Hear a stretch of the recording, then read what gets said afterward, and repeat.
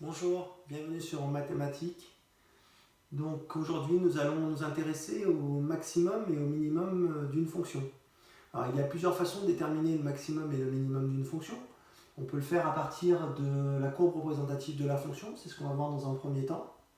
On peut également le voir à partir d'un tableau de variation d'une fonction, c'est ce qu'on fera par la suite. Et puis on pourrait également le déterminer à partir de l'expression d'une fonction, mais cette partie-là, je la garde pour une vidéo à part. Donc, dans un premier temps, imaginons qu'on définisse une fonction f, dont on ne connaît pas l'expression, on n'a que la représentation graphique de cette fonction. Donc ici, je vous donne un exemple. J'ai tracé la courbe représentative d'une fonction f sur l'intervalle 1, 5. Qu'est-ce que ça veut dire? Ça veut dire que les abscisses vont varier de 1 jusqu'à la valeur 5, que je n'ai pas noté ici. Voilà. Donc déterminer le maximum de la fonction f sur cet intervalle 1, 5, eh bien c'est tout simplement déterminer la valeur de l'image la plus grande sur l'intervalle 1, 5. Alors les images, je vous rappelle qu'on les lit sur l'axe des ordonnées, c'est-à-dire cet axe-là. Et les images, c'est ce qu'on appelle f de x pour dire l'image de la valeur x. Donc, intuitivement, c'est assez simple de déterminer le maximum. Ici, par exemple, sur l'exemple que je vous donne, le maximum va se trouver ici. Ce maximum aura pour valeur 3. Donc, on va l'écrire.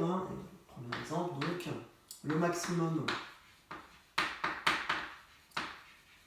de la fonction f sur l'intervalle 1, 5 est 3. Je précise l'intervalle sur lequel on travaille, on reviendra dessus un petit peu plus tard, mais c'est très important de savoir sur quel intervalle on travaille. Donc le maximum de la fonction f est 3, point, et on va préciser en quelle valeur il est atteint. C'est-à-dire pour quel x on a l'image la plus importante, la plus grande. Donc je reprends le maximum qui est ici, je vais regarder la valeur de l'abscisse du point qui est là, donc on obtient 2. Donc le maximum de f sur l'intervalle 1, 5 est 3, point. Il est atteint pour x égale 2. Voilà. Alors, on va essayer de découvrir intuitivement la véritable définition d'un maximum pour une fonction f.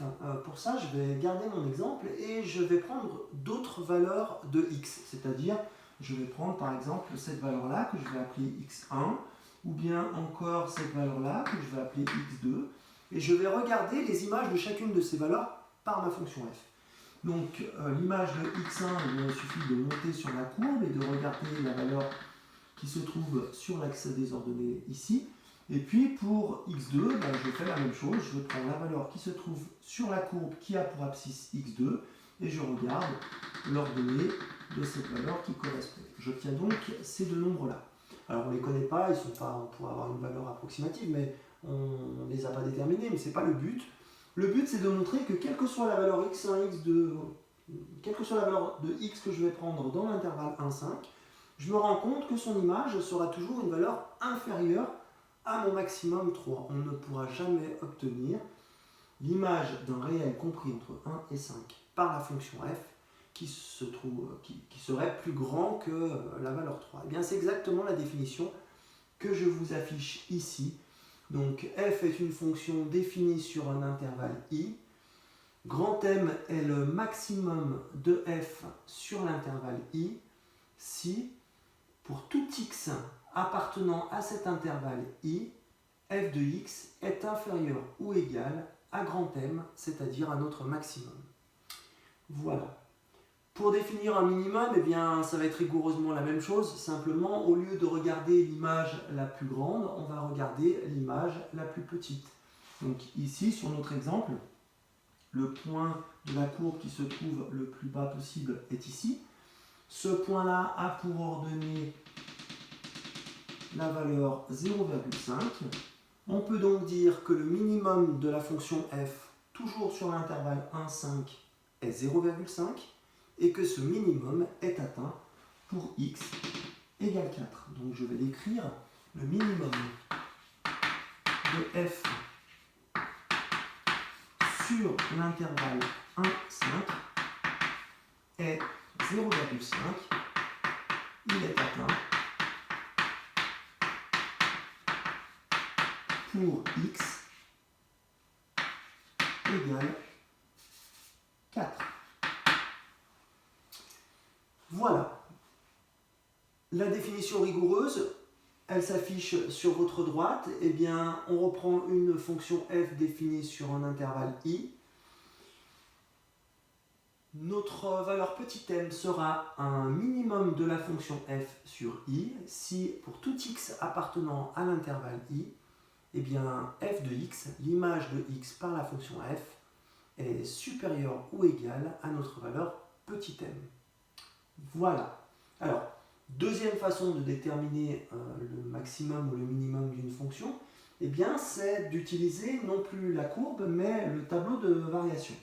Eh bien, on se doute de ce qui va se passer. Hein. Si je donc je vous ai donné un exemple ici, si je souhaite déterminer le maximum de ma fonction f sur l'intervalle, alors cette fois-ci sur l'intervalle moins 3, 6, ma fonction est définie sur l'intervalle moins 3, 6, eh bien le maximum, ça va être la plus grande des valeurs de f de x. Je vous rappelle que dans un tableau de variation, f de x se lit sur la deuxième ligne de notre tableau. Donc notre fonction étant croissante jusqu'à 3, puis décroissante jusqu'à 2 et enfin croissante jusqu'à 10, on voit bien que le maximum des f de x, ce sera la valeur 10. Donc le maximum de f sera 10 sur l'intervalle moins 3, 6 et ce maximum sera atteint quand x vaudra 6. De la même façon, on peut regarder le minimum de la fonction f, c'est-à-dire la plus petite valeur de f de x. Et bien, en regardant dans le tableau, on se rend compte que la plus petite valeur de f de x sera moins 1. Donc, moins 1 sera le minimum de la fonction f, toujours sur l'intervalle moins 3, 6, et que ce minimum sera atteint pour x égale moins 3. Voilà, je ne vais pas l'écrire. On a bien compris comment fonctionnait le minimum et le maximum. Alors, simplement, j'ai fait une petite remarque tout à l'heure.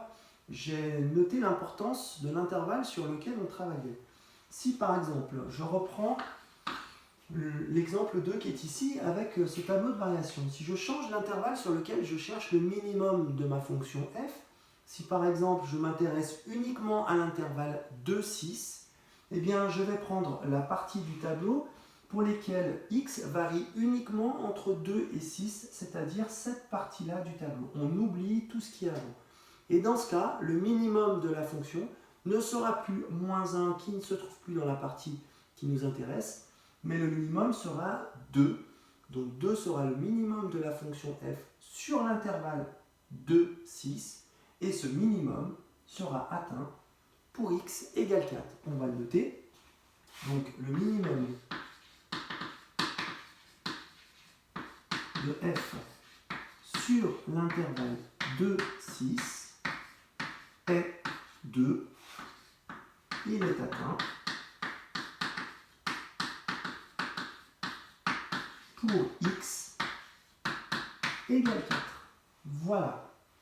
Alors, une dernière petite notion que vous allez certainement rencontrer. Quand on vous demande de déterminer les extrémas d'une fonction, eh bien, c'est tout simplement de déterminer le minimum et le maximum éventuel de notre fonction f sur un intervalle qu'on vous définira. Voilà. J'espère que cette vidéo vous servira dans vos études. À bientôt.